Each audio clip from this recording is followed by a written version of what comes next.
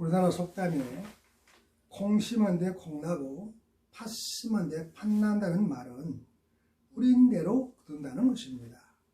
이런 법칙은 우리의 인생 여정에서도 그대로 적용되죠. 행복을 거두려면 행복의 씨앗을 뿌려야 됩니다. 성경도 화평하게 하는 자들은 화평으로 심어서 의의 열매를 거둔다고 알려줍니다. 특별히 예수님은 나는 참 포도나무요 내 아버지는 농부라고 그렇게 가르치셨죠. 농부이신 하나님은 열매를 맺지 않는 가지는 아예 잘라버립니다. 그렇지만 열매를 맺는 가지는 그 가지가 열매를 더 많이 맺을 수 있도록 깨끗하게 하신다고 그렇게 가르쳤습니다. 농부는 아무리 배가 고파도 종자 씨앗을 먹지 않는다고 합니다. 왜 그럴까요? 더 많은 열매에 대한 소망이 사라지기 때문입니다. 소중하게 보관했던 그 씨앗도 함부로 뿌리지 않습니다. 튼실한 것들만 골라서 그렇게 뿌립니다. 우리가 본받아야 할 그런 열정이죠. 중요한 사실은 풍성한 결실을 위해서는 고난도 감수해야 된다는 것입니다. 특히 신앙인의 소망은 영생의 열매를 수확하는 것입니다. 오늘 말씀을 통해서 그 영생의 열매를 수확할 수 있는 그 진리를 깨달으시기를 주님의 이름으로 축복합니다. 그 기쁨으로 날마다 승리할 수 있기를 예수님의 이름으로 축복합니다. 그렇다면 오늘 우리가 영생의 열매를 수확하기 위해서, 추수하기 위해서 무엇을 뿌려야 될 것인가? 첫 번째로 생각해 볼 것이 선한 말의 씨앗입니다. 성경은 말의 중요성을 강조합니다. 잠언서 15장 4절 말씀 보면 온순한 혀, 곧 생명나무다. 그렇지만 벼역한 해는 마음을 상하게 한다는 것입니다. 특히 말에 실수가 없어야 온전한 자가 될 수 있다고 그렇게 알려줍니다. 야고보서 3장 2절 말씀, 우리가 다 실수가 많으니 만일 말에 실수가 없는 자라면 곧 온전한 사람이 될 수 있다. 그렇게 권면하고 가르치고 있습니다. 말 한마디가 천냥빛을 갚는다는 속담도 같은 이치입니다. 그러나 한마디의 잘못된 말로 다른 사람을 죽일 수도 있다는 사실을 항상 우리가 명심해야 될 것입니다. 은행이 신중해야 되는 이유이죠. 흔히 말은 인생의 씨앗이라고 합니다. 우리가 하는 말이 운명을 좌우할 수도 있다는 것입니다. 미국의 저널리스트인 빌 모이어스가 말의 중요성에 대해서 설명을 하는 내용인데, 말은 우리 개인이 내리는 가장 고귀한 도덕적 결정 가운데 하나라고 그렇게 알려줍니다. 은혜로운 말 한마디가 삶의 길을 평탄하게 하고 즐거운 말 한마디가 하루를 빛나게 한다는 말도 그런 이유에 합당한 것이죠. 성경도 잠언서 25장 11절 말씀, 우리가 잘 아는 말씀인데, 경우에 합당한 말은 언쟁반에 아로새긴 언쟁반에 금사과다. 금사과. 이것은 경우에 합당한 말의 씨앗을 심어야 되는 거죠. 합당한 말을 심지 않으면 우리는 결코 이런 열매들을 거둘 수는 없을 것입니다. 말의 능력이 있다는 사실이 하나님의 창조 사역을 통해서 알 수가 있습니다. 하나님의 모든 창조가 말씀으로 이루어지지 않습니까? 하나님이 이르시되 빛이 있으라 하시니 빛이 있었다. 그리고 물 가운데 공창이 있어 물과 물로 나누리라 하실 때에 그렇게 되었다. 창세기 1장 3절에서 쭉 이어지는 그런 말씀들, 그 모든 것들이 그 사실을 증명하고 있습니다. 이런 이유로 히브리서 기록자도 믿음으로 모든 세계가 하나님의 말씀으로 지어진 줄을 우리가 안다. 보이는 것은 나타난 것으로 말미암은 것이 아니라고 그렇게 지적합니다. 이 말씀이 무슨 말이냐 하면 보이지 않는 말씀이 눈에 보이는 세계를 만들었다는 것입니다. 하나님의 말씀이 얼마나 위대한 능력을 발휘하는 줄을 알려주죠. 특히 하나님의 말씀은 헛되이 되돌아오는 법도 없습니다.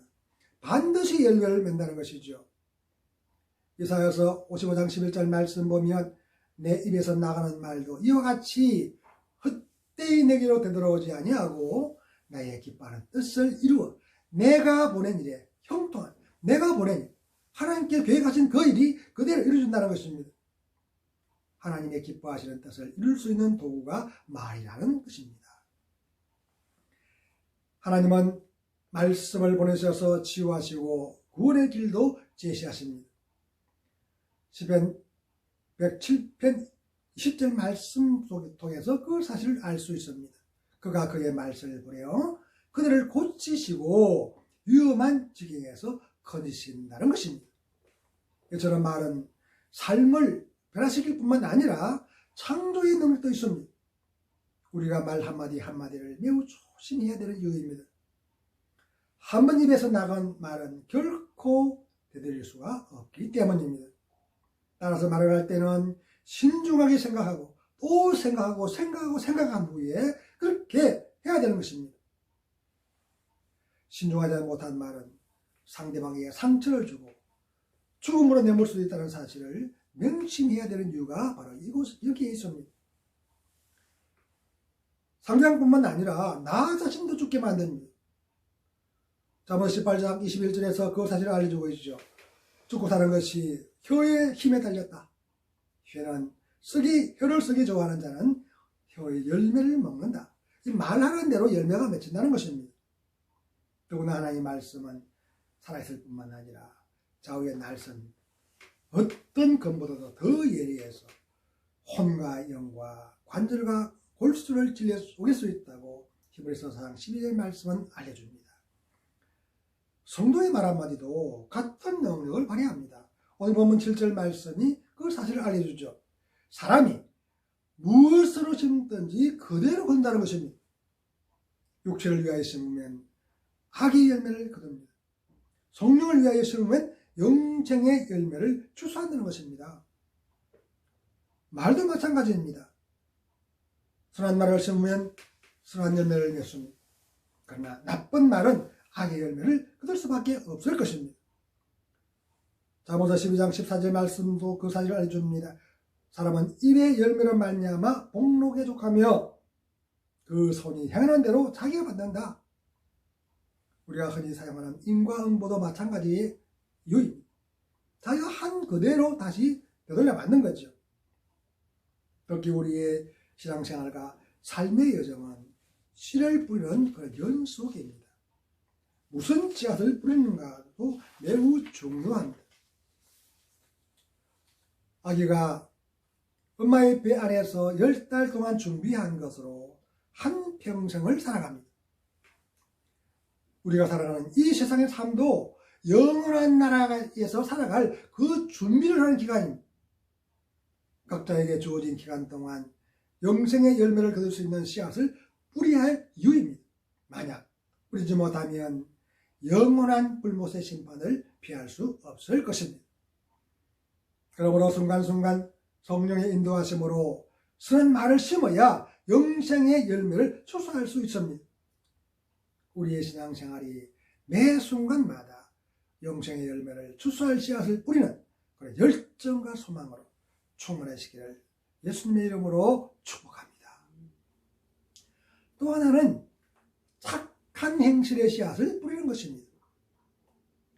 예수님의 가르침은 선한 일을 행한 자는 생명의 부활로 나올 수 있고 악한 일을 행한 자는 심판의 부활로 나올 것이라고 요한복음 5장 29절은 그렇게 알려주죠. 바울도 디모데전서 6장 18절에서 이렇게 고면합니다. 선을 행하고 선한 사업을 많이 하고 나눠주기를 좋아하며 너그러운 자가 되라. 왜 그럴까요? 장래에 자기를 위하여 좋은 틀을 쌓고 참된 생명을 취하는 것이기 때문이라는 것입니다. 성경이 일관되게 가르치는 내용은 선한 행실로 참된 생명을 취하게 된다는 것입니다. 그런데도 대부분의 사람들은 남에게 베푸는 일에 매우 인색하지요. 하나님의 선택받은 백성이라고 자부했던 그런 이스라엘도 별반 다르지 않습니다. 이런 이유로 하나님은 신명기 15장 7절 8절을 통해서 손을 움키지 마라. 네 손을 펴서 나누어 주라. 그렇게 명령하고 있습니다. 중요한 사실은 궁핍한 형제가 그 형제를 악한 눈으로 바라보며 아무것도 주지 않으면 죄가 된다고 이어지는 말씀은 그렇게 설명해 나왔죠.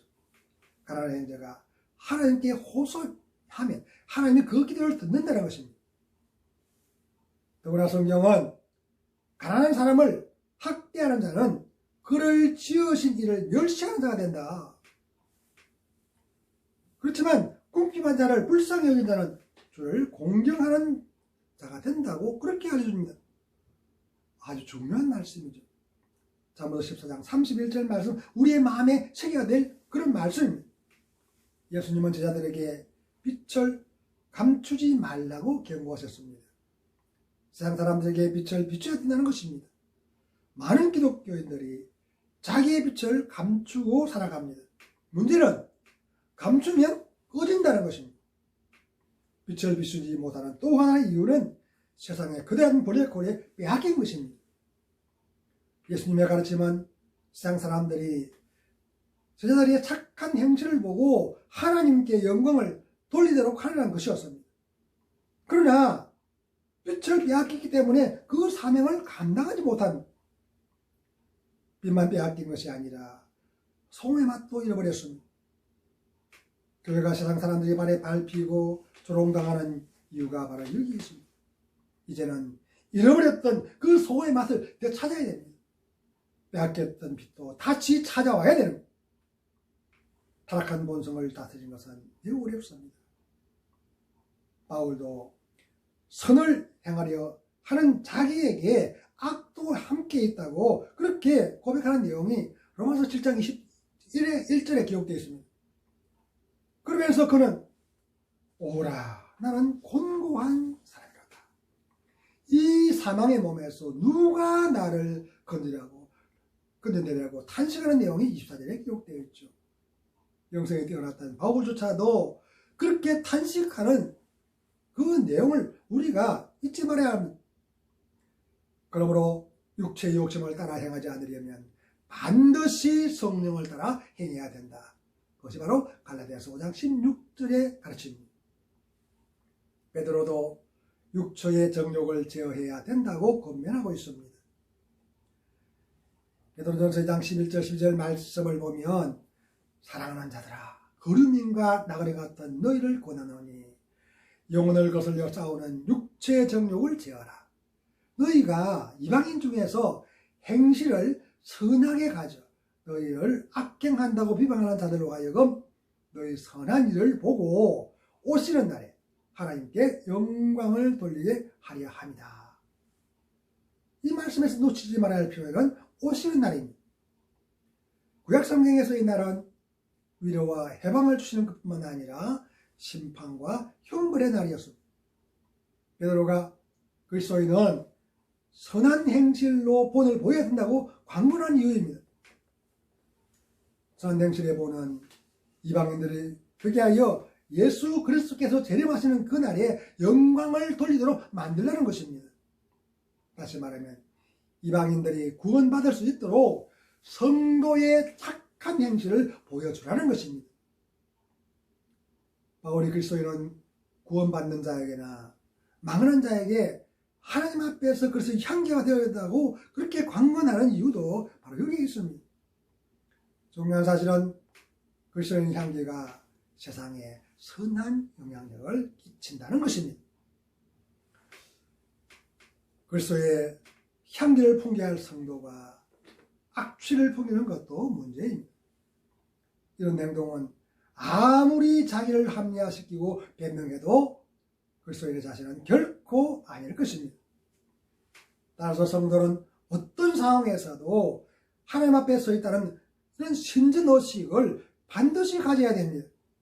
만약 하나님께서 지금 내 앞에 계신다고 생각한다면 어떻게 우리가 죄를 지을 수 있겠습니까? 결코 죄를 짓지 못할 것입니다. 또한 세상적인 가치관도 가차없이 던져버려야 됩니다. 중요한 사실은 성령의 역사하심을 직접 목격하면 하나님의 살아계심을 확신할 수 있다는 것입니다. 우리는 초대교회의 모습을 통해서 그 사실을 알 수가 있죠. 자기의 재물을 자기의 것으로 생각하지 않았습니다. 자기의 소유를 다 내어놨죠. 사도행전 2장 44절 45절 말씀에 보면 믿는 사람이 다 함께 있어 모든 물건을 서로 통용하고 또 재산과 소유를 팔아 각 사람의 필요를 따라서 채워줬다, 나눠줬다, 그렇게 기록해 놓았습니다. 이런 사랑의 실천이 주님하시는 예수님을 영접할 수 있도록 만듭니다. 요한이 회개하여 처음 행위를 가지지 않으면 예수님께서 촛대를 옮겨버리신다고 경고하는 이유가 여기에 있습니다. 촛대를 옮긴다는 것은 심판하시겠다는 것입니다. 실천하는 사랑을 아무리 강조해도 지나치지 않는 이유입니다. 우리의 신앙생활에서 말뿐인 사랑으로만 그치지 말아야 할 이유도 이것입니다. 그러므로 행동하는 사랑의 실천자들이 되셔서 영생의 열매를 풍성하게 소화할 수 있기를 예수님의 이름으로 축복합니다. 자, 그렇다면 우리가 씨앗을 뿌릴 때에 어떤 자세로 뿌려야 될 것인가? 중요한 사실은 긍정적인 생각을 가져야 한다는 것입니다. 긍정적인 생각을 갖는 것은 씨앗을 뿌릴 때에만 해당되는 것이 아닙니다. 다시 말하면 긍정적인 생각은 모든 영역, 그 모든 영역에서 중요하다는 것이죠. 부정적인 생각은 아무것도 이룰 수 없기 때문입니다. 따라서 모든 일에 긍정적인 생각이 반드시 필요합니다. 중요한 사실은 1%의 긍정적인 생각이 99%의 부정적인 몸을 끌고 간다는 것입니다. 긍정적인 생각이 반드시 필요한 이유이죠. 히브리서 11장 1절 말씀도 그 사실을 알려주고 있습니다. 믿음은 바라는 것들의 실상이다. 보이지 않는 것들의 정물하는 것입니다. 이것은 이루어지지 않았지만 이루어진 것처럼 그렇게 행동하라는 말입니다. 이것이 성도가 가져야 할 삶의 자세입니다. 하늘 아래에 대한 개념도 정확하게 알아야 됩니다. 많은 사람들이 천국은 죽어서 가는 것이다, 그렇게 생각합니다. 그러나 성경의 가르침은 전혀 그렇지 않습니다. 천국은 현재의 삶에서 나타나야 되는 것이기 때문입니다.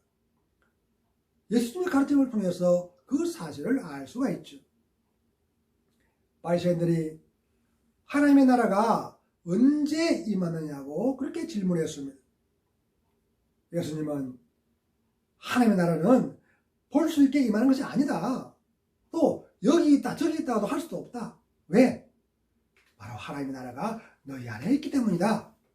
누가복음 17장 20절 21절의 내용입니다. 예수님의 가르침은 하나님 나라가 이미 우리 안에 와 있다는 것입니다. 그러므로 그리스도인은 하나님 나라의 백성답게 살아야 됩니다. 무슨 말이냐면 천국에서 베풀으실 약속을 지금 누리는 것입니다. 성도가 하늘나라에 살고 있다는 확실한 증거가 뭘까요? 그것은 바로 우리의 시민권입니다. 빌립보서 3장 20절 상반절에 보면 우리의 시민권이 어디에 있다고? 하늘에 있다. 우리의 시민권이 하늘에 있다는 것입니다. 시민권이 하늘에 있다는 것은 하늘에서 살고 있다는 확실한 증거인 거죠. 왜 그럴까요? 시민권은 그 나라의 백성들에게만 주어지기 때문입니다. 영주권과 시민권을 혼돈하는 사람들이 많은데 비슷하지만 확연히 다릅니다. 외국에 이민을 가거나 장기로 체류하면 영주권을 받습니다.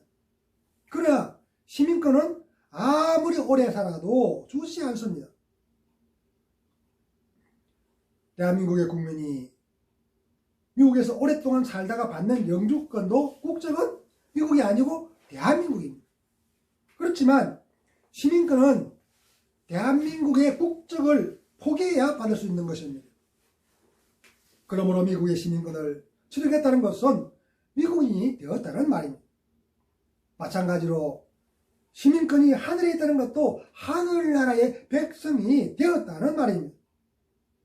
이런 이유로 그리스도인은 성경에 약속되어 있는 하늘나라에서 누릴 수 있는 그 복들을 지금 누려야 된다는 것입니다. 왜냐하면 성경은 죽어서 가는 천국보다 현재적인 천국을 더 중요하다고 가르치기 때문입니다. 긍정적인 생각과 함께 심어야 할 씨앗도 중요합니다. 오늘 8절 말씀 보면 자기의 육체를 위하여 심으면 육체로부터 썩어질 것을 거둘 것이고 성령을 위하여 심으면 성령으로부터 영생을 거둘 수 있다고 알려줍니다. 영생의 열매를 추수하려면 어떻게 심어야 되는지를 정확하게 알려줍니다. 이것은 성령을 위하여 심지 않으면 육체의 욕심을 따라 심을 수밖에 없다는 말입니다. 그 결과는 영원한 심판을 받는 것으로 나타납니다. 성경에서 육체의 욕심을 따라가면 하나님의 심판을 피할 수 없다고 경고하는 이유입니다. 이런 이유로 성경은 가난한 자를 압제하거나 고리대금 하는 행위를 엄격하게 규제합니다. 손을 금하여 가난한 자를 압제하지 말라. 별이나 이자도 받지 말라. 에스겔서 18장 17절 상반절에 기록되었습니다. 더 나아가 규례와 율법을 준행하고 지켜야 한다는 것입니다. 만약 거부하고 자기의 욕심을 채우려고 남의 재물을 강탈하면 죗값을 턱턱하게 지불하게 될 것이라고 그렇게 경고합니다. 탐심이 우상을 숭배하는 죄이기 때문에 영원한 심판에 들릴 수밖에 없다는 것입니다.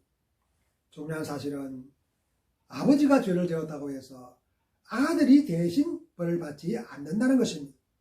이것은 죄를 지은 자가 벌을 받게 된다는 말입니다. 모든 영혼이 하나님께 속하기 때문입니다. 그래서 각자가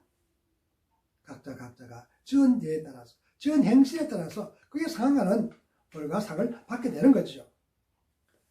에스겔서 18장 4절 말씀 보면 하나님은 모든 영혼이 다 자기에게 속했다고 그렇게 알려줍니다. 그렇기 때문에 죄를 범한 자의 영혼이 죽을 것이라고 경고합니다. 더 나아가 의의 열매를 맺는 것도 중요하죠. 왜냐하면 하나님의 영광과 찬송이 될 수 있기 때문입니다. 더구나 의의 열매를 맺어야 예수님이 다시 오실 때까지 우리의 신앙을 보호받을 수 있습니다. 이런 이유로 바울은 빌보 성도들에게 너희로 지극히 선한 것을 분별하며 또 진실하여 허물 없이 그리스도의 날까지 이르고 예수 그리스도로 말미암아 의의 열매가 가득하여 하나님의 영광과 찬송이 되기를 원한다고 축복하는 내용을 빌보서 1장 10절 11절에 기록해 놓았습니다. 의의 열매를 맺으려면 어떤 씨앗을 뿌려야 될까요? 앞에서 언급한 화평하게 하는 자들은 화평하게 심어 의의 열매를 거둔다는 것이죠. 바울도 심는 자에게 씨와 먹을 양식을 주시는 이가 너희 심을 것을 주셔서 풍성하게 하시고 너희의 의의 열매를 더하게 하신다고 건면하는 내용을 고린도후서 9장 10절에 기록했습니다. 간과하지 말아야 할 사실은 씨를 뿌릴 때도 최대한 많이 뿌려야 한다는 것입니다. 조금은 뿌려놓고 많은 수확을 거둔다는 것은 어불성설이죠. 일반적인 이치입니다. 성경 고린도후서 9장 6절에도 적게 심은 자는 적게 거두고 많이 심는 자는 많이 거둔다는 것입니다. 긍정적인 생각으로 성령을 위하여 많은 씨를 뿌리시기를 바랍니다. 오늘 말씀에 가르친 대로 풍성한 열매를 추수할 소망으로 좋은 씨앗을 뿌리는 열정으로 버리고 잘 갖고 와서 영생의 열매를 풍성하게 소화할 수 있기를 예수님의 이름으로 축복합니다.